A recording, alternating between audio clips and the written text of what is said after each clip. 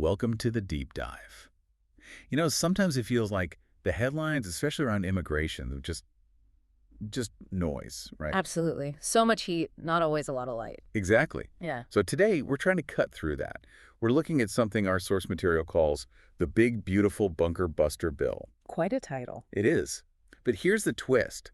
We're not really focused on the bill itself, not the clauses, not the subsections. It's more about what the bill and, all the intense talk around it, what it tells us about something deeper, something often kind of unspoken about America. A hidden script, almost. That's the idea. Yeah. Our source gives us this really powerful kind of raw perspective, calls it a yop, like a shout. Yeah, unfiltered. Unfiltered, exactly. Yeah. And it comes with this boneyard, basically a load of history, economic facts, different viewpoints. So grounding the yop in some reality. Right. Our goal here is to unpack the really complex, often contradictory, let's face it, uncomfortable truths about immigration in the U.S. Moving beyond the usual Democrat versus Republican sound bites. Way beyond that.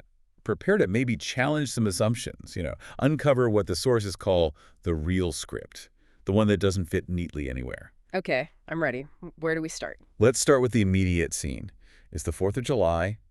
Congress just passed this big, beautiful bill. Okay. And our source describes the whole thing, the bill, the politics, using this term, kayfabe. Ah, kayfabe. From professional wrestling. Yeah. Tell us about that. What does that imply here? Well, kayfabe is, it's the portrayal of staged events as real. Everyone involved, wrestlers, promoters, even some fans, they pretend the storylines, the rivalries are genuine. So applying that to politics, it suggests we're watching a performance. Exactly. A kind of pre-scripted drama that everyone or many people are treating as completely real, even when there's maybe an underlying agreement or different reality happening. And you see that reflected in the reactions, right? They're polar opposites. It's always stark. On one side, you've got the president, supporters saying, this bill is like a last-minute redemption story, a new declaration. Strong language, almost revolutionary sounding. Totally. A great unshackling from the bureaucrats, the open borders, even the parasites who want to drink this country's blood dry. Really intense stuff. Wow. Okay. And the other side? The other side. Protesters holding signs, calling it Auschwitz 2.0, the rounding up of the other, the dawn of the domestic Gestapo. So equally intense, just in the opposite direction. Fascism versus liberation. Exactly. But the analysis we're drawing from says, hold on, the truth just refuses to land neatly on one side or the other. Right. It pushes back against that simple binary. It argues America's story has never been just oppressor versus oppressed. What is it then, according to this view? It paints it more like an old circus, full of deals and illusions and half-true trades. It's a circus. I like that image. Yeah, where everyone has a hand on the lever and a foot on someone else's back. It suggests a much messier, more complex interplay of power and interests than the simple narratives allow. That idea of kayfabe, of performance, it really changes how you might look at things. It does. It prompts the question. If the public square is a stage, where's the backstage? Where does the real script actually play out? So where does our source find it? It finds it somewhere unexpected.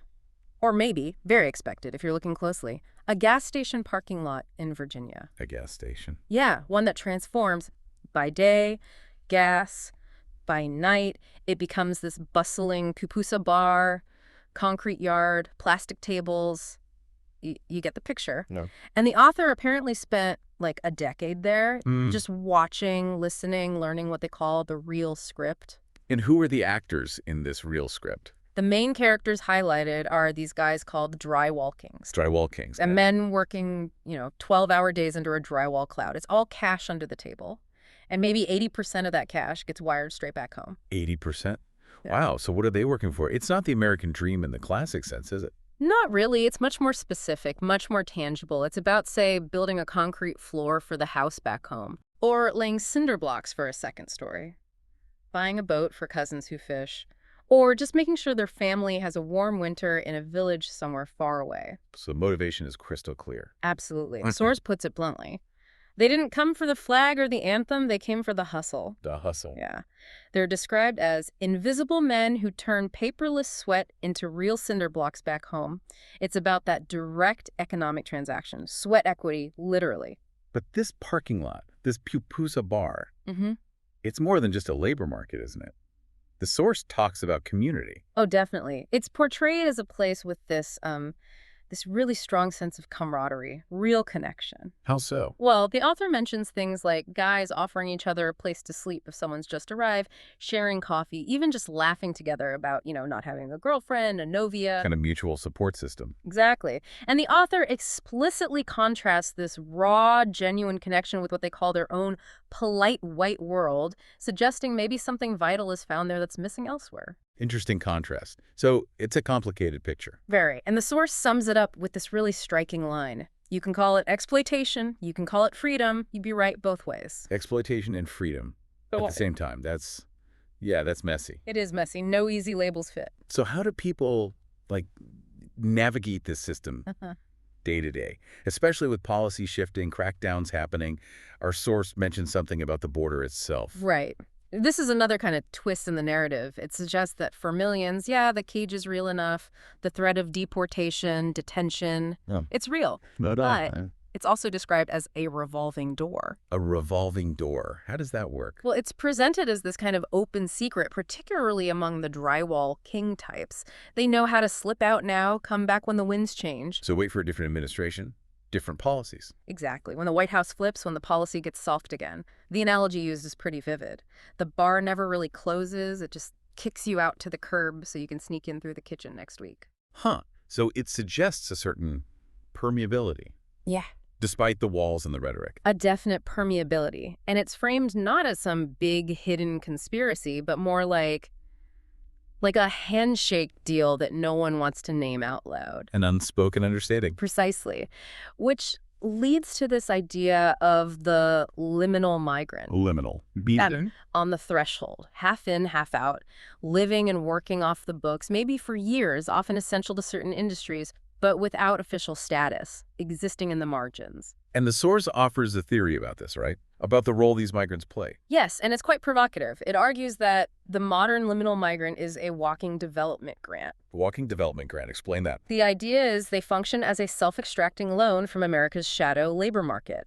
All that money wired home billions globally, it props up the economies of poorer countries. So instead of official foreign aid. Instead of IMF loans with strings attached or World Bank policies dictating terms, you have this direct flow of cash. The source calls it usury but voluntary. Usury but voluntary. Meaning, it takes a huge toll. Give 10 years of your spine, your lungs, your liver, it says. Basically sacrifice your health and youth. Send the earnings south. And come home a king. It's a stark trade-off, your body for capital, essentially. But it bypasses the official aid systems entirely. That's a really powerful and, frankly, kind of disturbing way to frame it. It is, and it gets right at the uncomfortable economic realities underpinning a lot of this. Which, unsurprisingly, triggers really strong reactions in people. The source talks about a gag reflex. Yeah, that collective oh fuck no feeling, as the source puts it, when things feel like too much. What triggers it? What's too much? According to this analysis, it's things like hearing too many languages no one translates, seeing familiar neighborhoods change, maybe chain stores turn to fortresses where the old neighbors don't belong anymore. It's that feeling of alienation in your own space. A sense of displacement, maybe. Could be.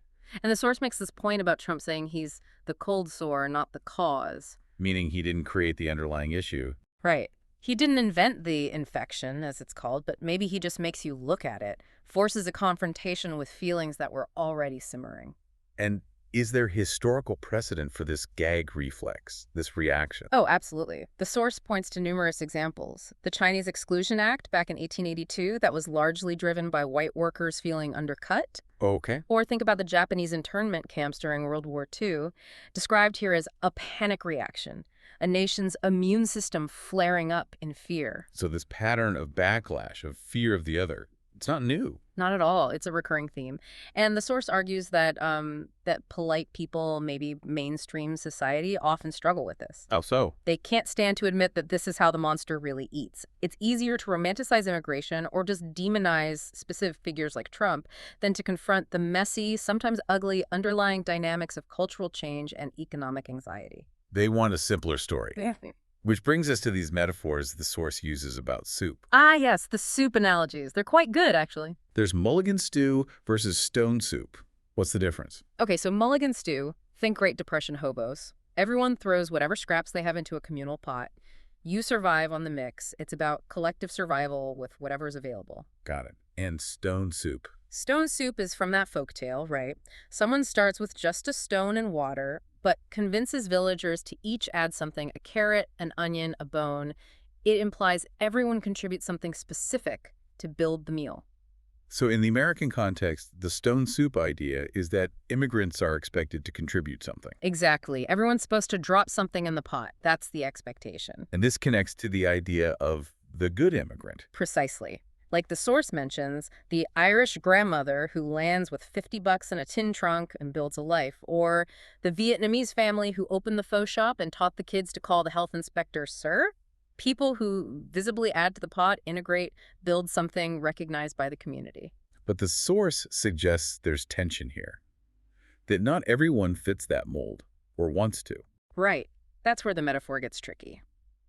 Not every stone makes the soup better, it argues. Meaning? Meaning some people, maybe, want to sip the broth and throw the bones back in your face, or they want the cash, not the flag. They're not interested in adding to the communal pot in the expected way. They have different goals, like the drywallers sending money home. Exactly. And the source suggests the system, America, kind of runs on both the traditional stone soup immigrants and the hustlers. But that gag reflex comes roaring back when the balance feels off. When the soup gets too rich with freeloaders or too poor with pride. That's a striking phrase. It is. It captures that perceived tension between contribution, assimilation, and just pure economic transaction. And to dig into that more, the sources lay out 3 different archetypes of immigrants, though they stress the lines are really blurry. Very blurry. No neat border between the guest worker and the invader, it says. No clear line between the refugee and the opportunist. Okay, so what's the first archetype? First is the stone soup immigrant. This is the classic narrative. They come to marry America. Maybe they drop some old culture, but they let the new broth American culture flavor them. Their kids speak English. Right. Grandkids might barely remember the old language. They buy a house, plant roots, join the PTA. They're adding to the soup. Okay. Archetype 2. That's the liminal guest worker. Think the drywall king we talked about, or the Bulgarian lifeguard example used. The one's here for the hustle. Exactly. Wants the money, not the flag.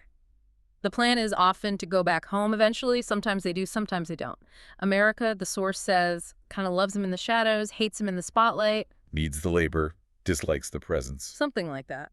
Okay, and the third one. Third is the opportunist or exported problem.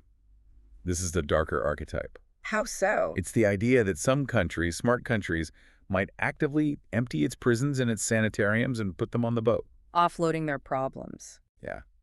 The source cites examples like Castro during the Mariel boat lift, maybe Balkan warlords getting rid of rivals, or oligarchs moving inconvenient people out of the way. So people who aren't necessarily fleeing persecution in the traditional sense, but are being pushed out for other reasons, sometimes nefarious ones. Exactly. Now, it's crucial here. The source emphasizes that genuine refugees absolutely exist and find safety in America. Right. It mentions Vietnam boat people, Jewish exiles fleeing the Nazis, Cubans escaping Castro. The whole framework of asylum, the Geneva Convention, they exist for real reasons. That humanitarian impulse is real. But there's always a but in this analysis, isn't there? There usually is. The counterpoint is that for every real refugee, there's an opportunist, a remittance warrior, a Trojan horse of bad actors that any state would be foolish to ignore. So it's naive to think everyone arriving has the same motives or background.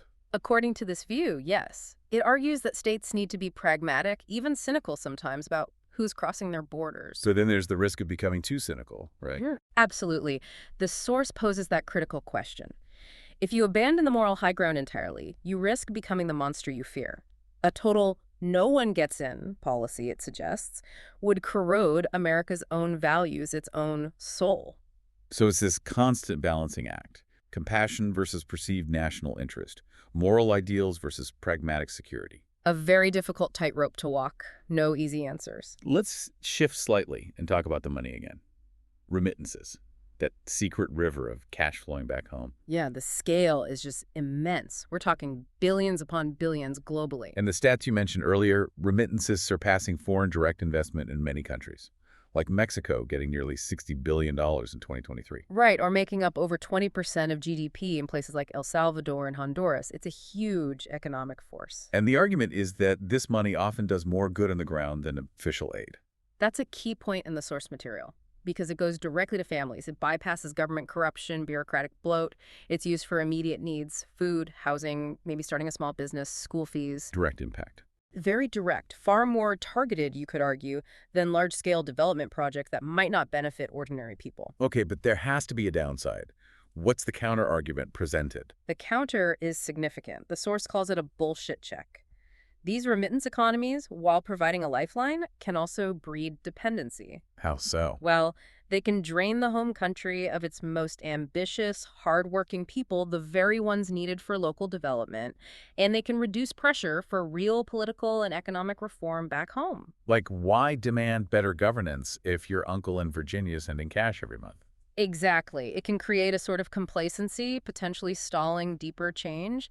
And then there's the question of romanticizing the struggle. What do you mean? Are we just celebrating the drywaller's hustle without acknowledging how brutal and exploitative that work often is? Are we letting the system off the hook? The system that relies on that cheap labor. Relies on cheap fruit, cheap construction, clean lawns, often with no questions asked. That's the uncomfortable truth the source pushes. And this leads to the charge of hypocrisy, particularly aimed at polite people. Yes.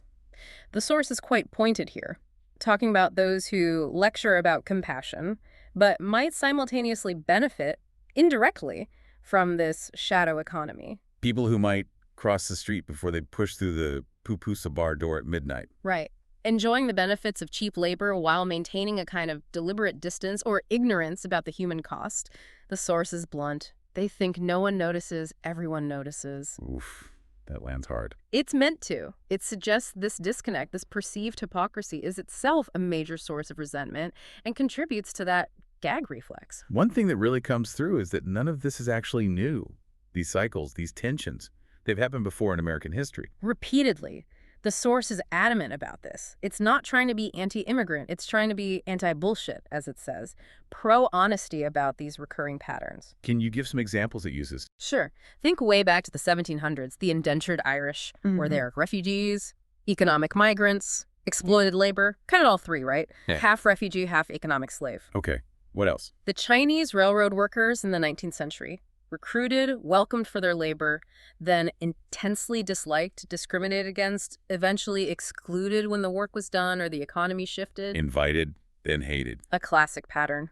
Then there was Operation Wetback in 1954, mass deportations of Mexican workers. But predictably, the demand for labor returned and the doors implicitly opened again. Back and forth. Always back and forth. Even after World War II, welcoming displaced persons, but with strict vetting and screening. Or the Mariel boat lift in 1980 you mentioned. Where Castro sent prisoners and others. Right. A huge influx, causing major social challenges in places like Miami.